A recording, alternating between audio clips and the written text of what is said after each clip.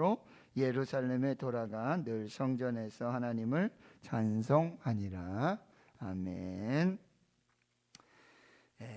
예수님의 제자는 아니었지만 이제 예수님의 이 십자가의 죽으심 그리고 부활을 믿었던 이제 그리고 사도 바울의 좋은 동역자 중에 한 사람, 의사 누가, 헬라인입니다. 이방인입니다. 그래서 이 의사 누가가 이방인의 관점에서 예수 그리스도의 복음 이야기를 기록한 그것이 바로 누가 복음입니다. 그래서 이 누가 복음의 결론은 예수 그리스도께서 십자가에 죽으시고 성경대로 말씀대로 사흘 만에 부활하시고 그리고 여자들에게 또 시몬 베드로와 또 요한 그리고 엠마오로 가는 두 제자 그리고 다시 그날 부활의 아침에 부활 저녁에 다시 한 곳에 모여 있을 때 11제자 가룟 유다는 빠지고요. 그리고 많은 여인들과 그 제자들이 모여 있는 가운데 예수님께서 이 부활 이야기를 또 자기 손을 발을 십자가에 못 박힌 손, 십자가에 못 박힌 발 그리고 창에 찔린 이 허리를 다 보여주시고 그들과 함께 식사하시고 그리고 이제 오늘 본문은요 이제 예수님께서 40일 동안 이제 부활의 몸을 입으시고 신령한 몸입니다. 유령은 아니고요. 귀신은 아니고 살도 있고 몸도 있고 뼈도 있고 식사도 하시고 그러나 시간과 공간을 초월하시는 이 신령한 몸을 가지시고 이제 제자들 찾아가시고 베드로도 찾아가시고 그래서 다시 회복시키시고 그러는 모든 과정이 40여일이 지나고 이제는 승천하시면서 그러면서 이제 이 누가복음이 끝나게 돼요. 그리고는 약속을 주시죠. 명령을 주세요. 일단 이 모든 일에 너희들이 증인이다. 증인으로서의 삶을 살아라. 그런데 위로부터 능력이 임해야 된다. 성령이 임하면 권능을 받는다. 그리고는 세상에서 가장 아름다운 이별을 하게 됩니다. 바로 예수님과 제자들의 이별이에요. 보통 이별은 슬픔의 이별이죠. 그래서 죽음을 통한 이별들 너무너무 슬픈 일들이죠. 그러나 세상에서 가장 아름다운 이별이에요. 세상에서 가장 아름다운 이별. 왜 그렇습니까? 부활의 예수를 만났기 때문에 그리고 다시 오실 예수 그리스도를 기다리는 소망과 위로의 이별입니다. 그래서 그 제자들은 돌아와서 큰 기쁨으로 이별을 했지만 큰 기쁨 그리고 늘 찬송 성전에서 그러니까 여러분 십자가로 끝나는 것이 아니라 부활이 있고요. 그리고 부활로 끝나는 것이 아니라 예수 그리스도의 재림. 여러분 부활을 경험한 하나님의 백성들은요. 이제 다시 오실 예수 그리스도를 소망하는 그 삶이 그대로 이제 시작이 되어야 한다는 것입니다. 그것이 이제 오늘 본문의 말씀인데요. 44절에 보면 예수님은 그 11제자와 또 엠마오로 가는 두 제자들 또 여인들 이런 상황 속에 찾아오셔서는 나를 만져봐라 이렇게 말씀하시고 음식도 드시면서 그리고 44절에 말씀하시는 거예요.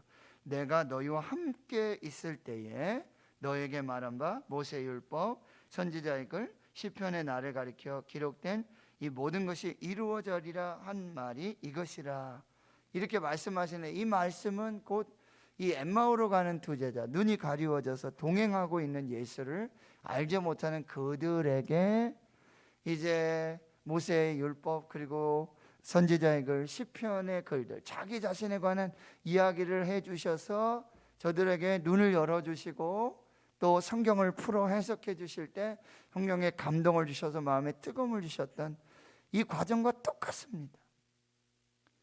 그러니까 예수님께서는 어떤 그 신령한 몸의 부활 이 손에 못자국이 있고 허리에 창자국이 있는 그런 모습으로도 제자들을 만나 주시지만 부활의 예수를 만나는 가장 명확하고 분명한 방법 중에 하나는 뭐예요? 말씀을 통해서 만나는 것입니다. 이게 누가가 아주 굉장히 강조하고 있는 그런, 예수께서도 천사들이 하는 얘기가 그거예요. 너에게 말씀하신 대로 그대로 다시 살아나셨다는 거예요. 어찌하여 살아있는 자를 죽은 자 가운데 찾느냐? 너희에게 말씀하신 대로, 갈릴리에서 하신 말씀 기억해라. 말씀을 믿어라. 그 말씀하신 대로 여기 계시지 않고 살아나셨다. 지금 빈 무덤과 세마포와 이것이 부활의 증거가 될 수도 있는데, 그것뿐만 아니라 하나님의 말씀, 이 말씀이 예수의 십자가의 죽음이 끝이 아니라 부활을 말씀해주고 있다, 증거하고 있다. 이것을 여러분들이 꼭 기억해야 된다. 그래서 45절에 그들의 마음을 열어 성경을 깨닫게 해 주셨다. 여러분, 성경은요, 내가 읽는다고 다 해석되어지는 게 아니에요.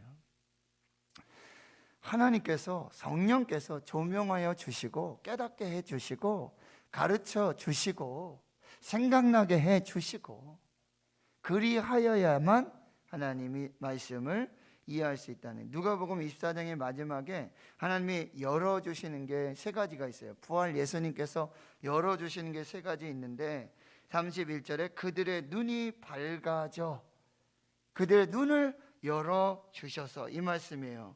그리고 32절에 우리에게 성경을 풀어주실 때에, 우리에게 성경을 열어주실 때에, 그리고 오늘 본문의 45절에 마음을 열어주실 때. 여러분, 말씀을 들을 때 눈을 열어주시지 않고, 성경을 열어주시지 않고 우리의 마음을 열어주시지 아니하시면 우리가 하나님을 만날 수가 없어요. 예수 그리스도를 믿고 고백할 수 없게 된다는 거예요. 말씀을 들으면서도요, 성령의 감동과 역사가 없으니 눈이 가리워지고, 성경을 아무리 읽어도 이게 무슨 얘기인지, 요즘 성경 난독증 환자들이 있다 그러는 거예요. 성경을 읽어도 이게 무슨 말인지 몰라요. 그리고 마음이 닫혀져 있네. 마음을 닫혀뒀는데 무슨 말씀이 들릴 리가 없어요. 마음을 탁 닫고 예배를 드려도, 말씀을 들어도 마음이 닫혀져서 아무런 말씀의 역사가 없게 된다라고 하는 거예요. 그러니까 여러분, 하나님께서 하시는 일, 부활 예수께서 하시는 일, 바로 우리의 눈을 열어주시고 성경을 열어주시고 마음을 열어주셔야 우리가 부활 예수를 만날 수 있다라고 하는 거예요. 그런데 그 성경의 핵심은 46절에 그리스도가 고난을 받고 제3일에 죽은 자 가운데서 살아날 것, 이것이 성경의 주제요, 핵심이 되고요. 그리고 그의 이름으로 죄사함을 받게 하는 회개가 예루살렘에서 시작하여 모든 족속에게 전파될 것이 기록되었다.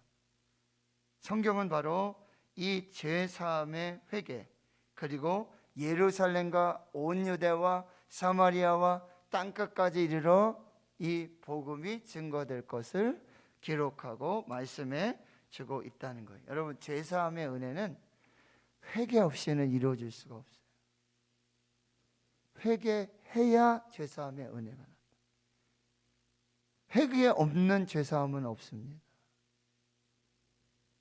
그러나 우리가 회개하지 않고 하나님의 은혜를 구하려고 할 때가 너무 많다라고 하는 것입니다. 여러분, 성경을 올바로 읽으면 성령께서 눈을 밝혀주시고 성경을 열어주시고 마음을 열어주시고, 그래서 성경을 올바로 읽게 되어지면 성경의 모든 말씀이 예수 그리스도를 향하고 있다는 것, 예수 그리스도를 드러내고 있다는 것, 예수 그리스도를 말하고 있다는 것이 분명하게 보여진다라고 하는 것입니다. 여러분, 결국 말씀이에요. 결국 성경입니다. 서울의 청년 사역을 하는 목사님이 계속 주장하는 말씀이 결국 말씀이다. 결국 성경이다. 성공이 아니라 성경이다. 이렇게 계속된 말씀에 메시지를 주시는 거예요. 청년들이 얼마나 성공하고 싶습니까?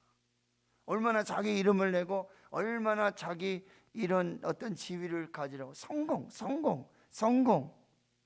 교회 가도 성공을 얘기하고요. 목사님들 성공 얘기하고 성공해라. 근데 그분은 뭐라고요?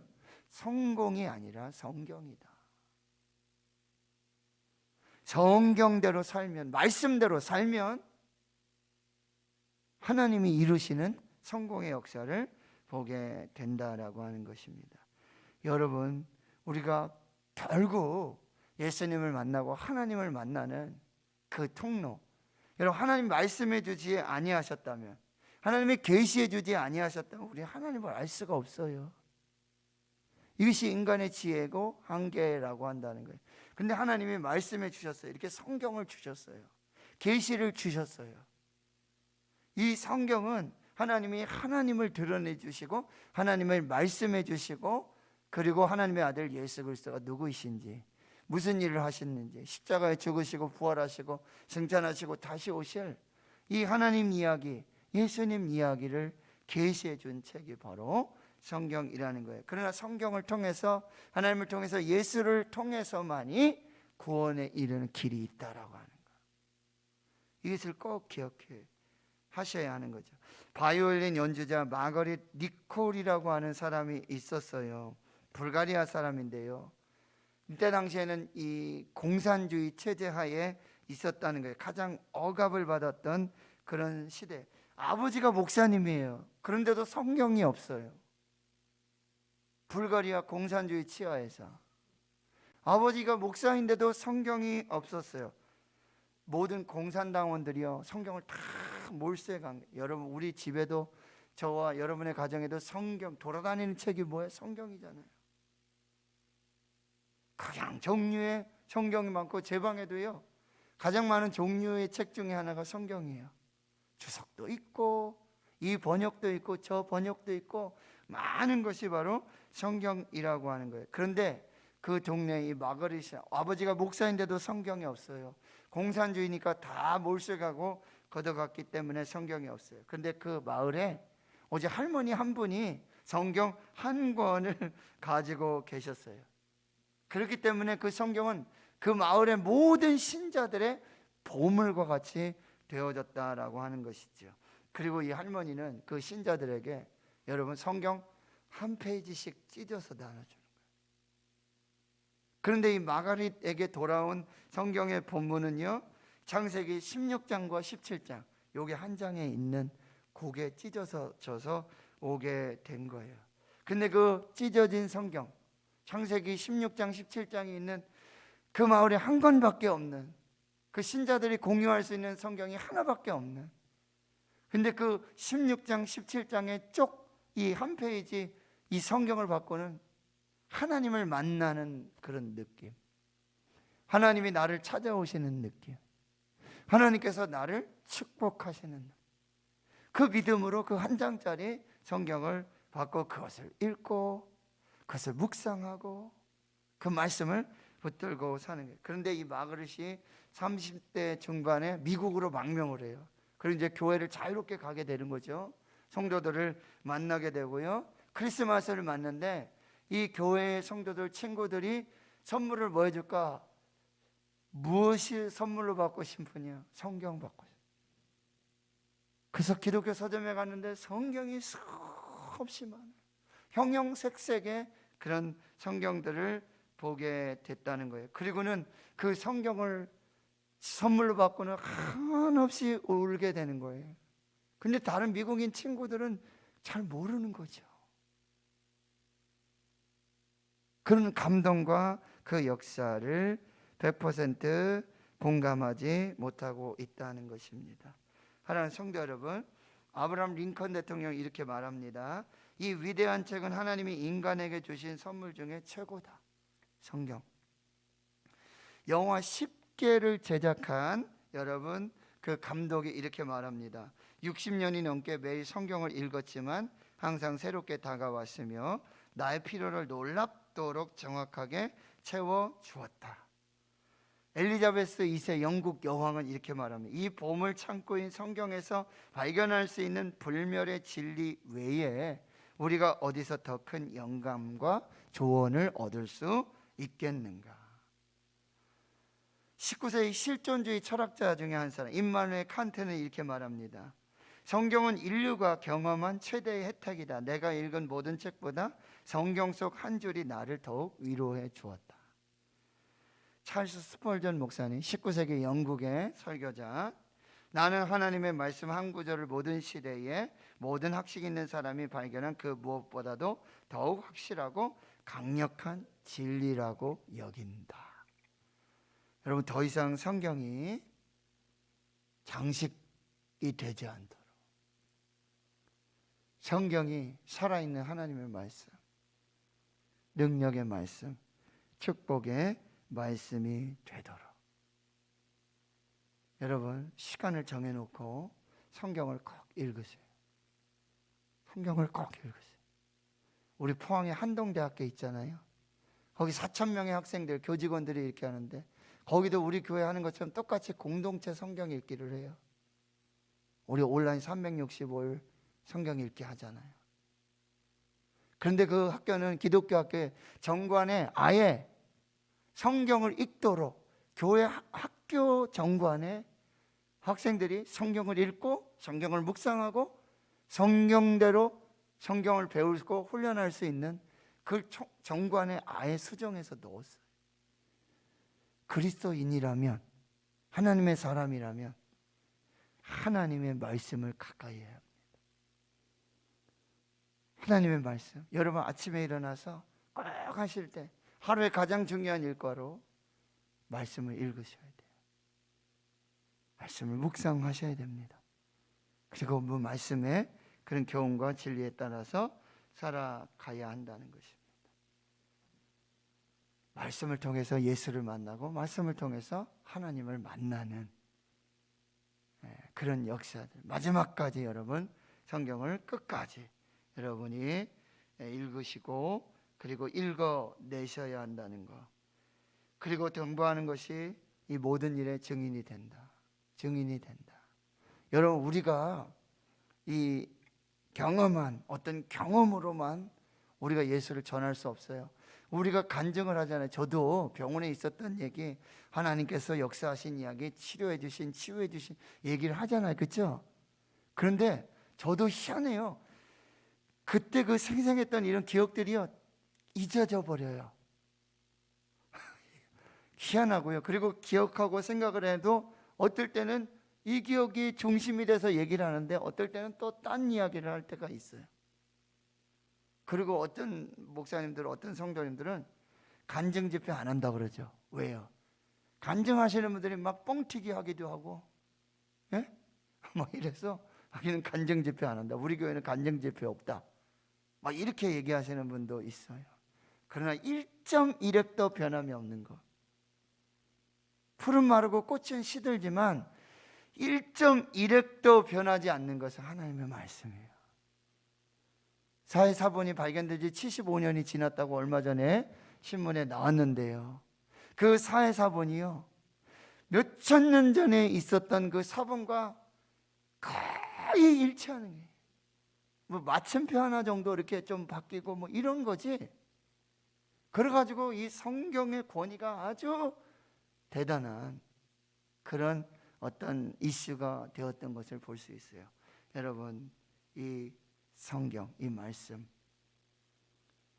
붙들고 이 말씀을 따라서 살고, 그리할 때 이 말씀대로 우리에게 복 주시고 말씀대로 형통케 하시고 말씀대로 역사하시는 그 하나님을 만날 수 있다라고 하는 것입니다. 증인이 되기 위해서는 정확한 걸 말해야 돼요. 자기가 뭐 이렇게 덧붙이고 빼고 막 이렇게 해서 증언할 수 없어요. 그러면 위증이에요. 계시록의 마지막에 뭐예요? 이 예언의 말씀을 읽는 자와 듣는 자와 그 가운데 기록한 것을 지키는 자가 복이 있다. 그런데 또 저주를 하시는데 어떻게 해요? 이 말씀을 빼거나 이 말씀을 더하거나 그러면 그 저주가 임한다고 말씀하고 있어요. 말씀의 증인들이 되어야 하고요. 그리고 성령의 능력이 임할 때까지 성령이 이 놀라운 이 증인의 사명을 주는, 힘을 주시는 능력이 된다는 거예요. 50절 이하에 이제 예수님 40일이 지나고요. 베다니 감람산, 여기는 아주 그 시몬이 예수님을 대접하고 향유 옥합을 깨뜨려서 한 여인이 예수님의 장례를 준비하셨던 거, 나사로가 부활했던, 나사로가 살아났던 바로 그 지역이잖아요. 거기서 예수님은 마지막에 뭐 하시냐면 축복을 하세요. 축복을 하시고 그리고 제자들과 이별을 하세요. 가장 아름다운 이별. 눈물이 아니라 큰 기쁨의 이별. 그리고 소망의 이별. 기다림의 이별. 다시 만날 것을 소망하며 믿으며 기쁨으로 충만한 이제 이별을 맞게 되는데, 여러분 우리가 부활의 증인되는 것은 또 하나는 뭐냐? 부활을 사는 것입니다. 부활을 사는 거예요. 부활을 경험한, 부활 예수를 경험하고 부활을 듣고 부활을 경험한 사람들의 특징은 뭐냐? 기쁨이에요. 큰 기쁨입니다. 아, 예수님의 십자가가 죽음이 끝이 아니로구나. 부활의 첫 열매 되신 예수님처럼 우리도 부활한다. 이 소망, 이것이 말할 수 없는 큰 기쁨이 되어지고요. 그 다음에 늘 찬송입니다. 큰 기쁨, 늘 찬송. 그리고 예루살렘 떠나지 않고 성전을 지키는 예배의 삶, 기도의 삶. 이것이 부활을 경험한 사람들, 부활의 증인의 삶이에요. 우리가 나가서 전도하고 선교하지 않더라도 부활하신 예수를 증거하고 증인의 삶을 사는 방법 중에 하나는, 부활을 사는 방법 중에 하나는 큰 기쁨. 그 누구도 그 기쁨을 빼앗아갈 수 없고 늘 찬송하며 성전을 지키고 예배하고 기도하는 삶. 이게 부활을 경험한 사람들의 삶이 되어지는 거예요. 언제까지요? 주님 다시 오실 때까지. 다시 만날 예수님, 신랑 되신 예수님, 부활의 주님을 만날 때까지 이 부활의 삶을 살아가는 이 복된 은혜가 있기를 주의 이름으로 축원합니다. 하나님 감사합니다. 지난 3개월 동안 누가가 전한 복음의 이야기, 누가 복음을 한 절 한 절, 한 장 한 장 읽고 주님 우리에게 주시는 하나님의 말씀, 세미한 음성 듣게 하여 주시니 감사합니다. 성공이 아니라 성경임을, 결국 말씀임을 주여, 우리가 이 말씀을 읽을 때마다 하나님 눈을 열어주시고 마음을 열어주시고 성경을 열어주셔서 살아있는 하나님의 말씀으로 복을 받게 주여 축복해 주시옵소서. 오직 성령의 능력으로 살게 하여 주시옵시고, 하나님 이 시대에 부활을 살아내는 늘 아버지 하나님 찬송하면서 큰 기쁨으로 그 부활의 삶으로 부활을 증거할 수 있는 부활의 증인들이 되게 해 주시옵소서. 이 누가복음을 읽으면서 묵상하면서 내게 주신, 우리 가정에 주신, 나에게만 들려주신, 나만 듣게 하신, 나만 깨닫게 해주셨던 그 레마의 말씀들이 하나님 우리 심령에서 역사하는 큰 감동과 능력이 되게 해 주시옵소서. 이제는 우리 구주 예수 그리스도의 은혜와 하나님 아버지의 무한하신 사랑하심과 성령의 내주 교통 충만하심이 이제로부터 영원토록 함께 하시옵기를 간절히 축원하옵나이다. 아멘. 말씀 기억하시며 성령께서 주시는